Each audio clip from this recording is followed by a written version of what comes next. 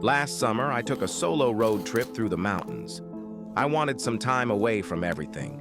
Just me, my thoughts, and the open road. I was driving late one night when my car started sputtering and eventually died. I managed to coast to the side of a desolate road, completely cut off from civilization. My phone had no signal, and it was pitch black outside. I remembered passing a small town about 10 miles back, so I decided to walk there and look for help. After what felt like hours of walking, I finally saw a faint glow of lights ahead. As I got closer, I realized it wasn't a town, but a single house.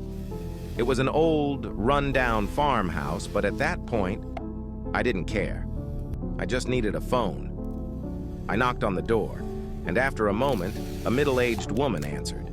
She looked startled to see me, but eventually invited me in. The inside of the house was even more decrepit than the outside. The wallpaper was peeling, and the furniture looked like it hadn't been touched in decades.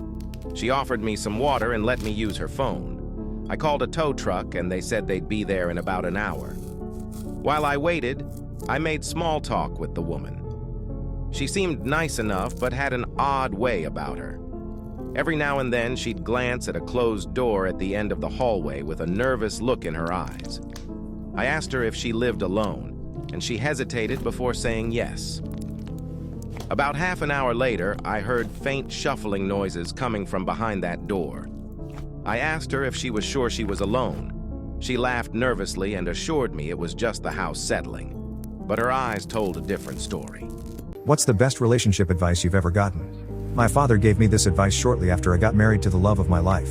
He knew a thing or three about lifelong love. When my mother passed away, they had just celebrated their 63rd anniversary.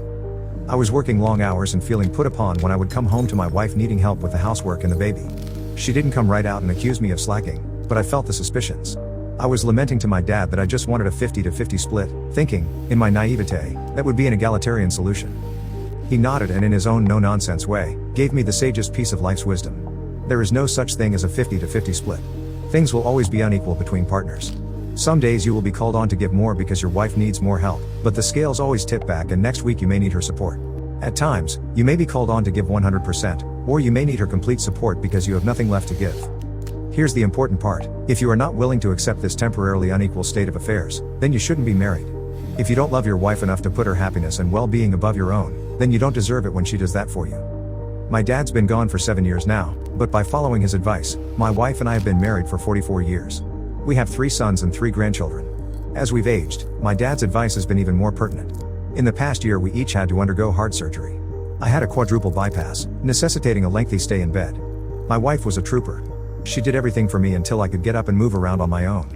Then, 7 months later, she had a pacemaker implanted and I got to return the favor. In both cases, the one being cared for felt worse about needing so much help than imposed upon to help the other.